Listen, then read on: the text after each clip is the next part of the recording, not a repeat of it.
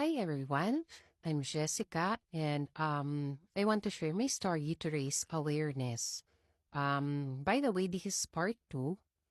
If you haven't seen the first video, you can check it out on my account. So there.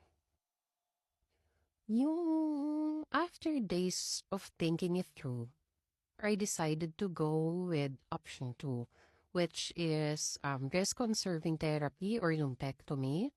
This means na tatanggalin lang nila or they will remove only the cancerous portion of my breast. And after nun, pag nag-heal na yung wound, sabi ng doctor, 33 days straight, radiation. And then after that, I think may konting pahinga pa din, tapos chemotherapy. So, since ang radiation, medyo risky siya, I suggest na magpa-radiation tayo sa mga private hospital. Yun talaga yung pag-ipunan natin. Yung chemotherapy, pwede naman siya sa PGH. So, nakapagpa-book na rin ako sa PGH kasi minessage ako ng sister ng friend namin, family friend namin. Binigay niya sa akin yung number kung saan ka magpapalista. So, ayun. So, bago yung surgery,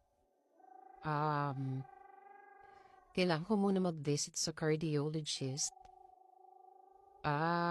Kasi kailangan ko ng clearance bago yung operation. For minor operations, sa UniHealth to, 3,500. Pero yung katulad sa akin na major operation, 5,000 pesos yun. So, after mag-visit ng cardiologist,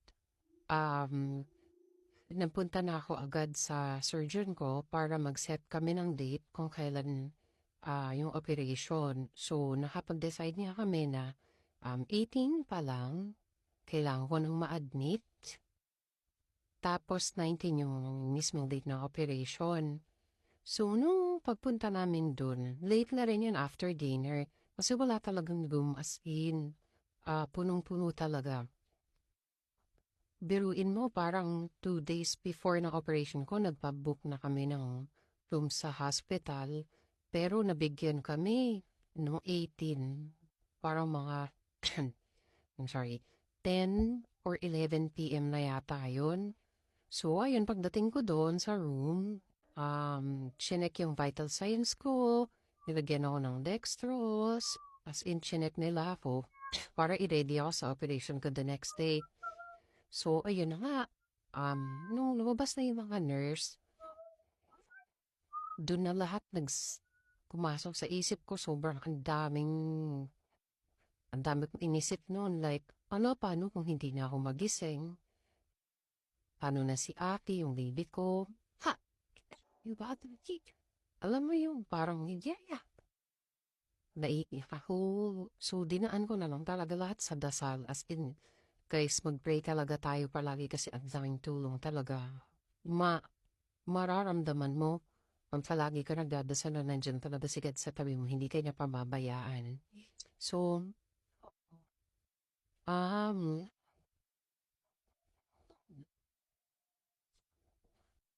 sorry guys, kinakalabit ako ng baby ko. So, ayun nga, pag halimbawa bago kayo ma-operahan or something, tulad ko, parang pinakuha na ako ng doctor ko ng PWD kasi ang cancer din is siya sa PWD. Tapos kumuha din ako ng solo parent just in case na additional sa mga mga gamot-gamot, ganyan, dagdag discount.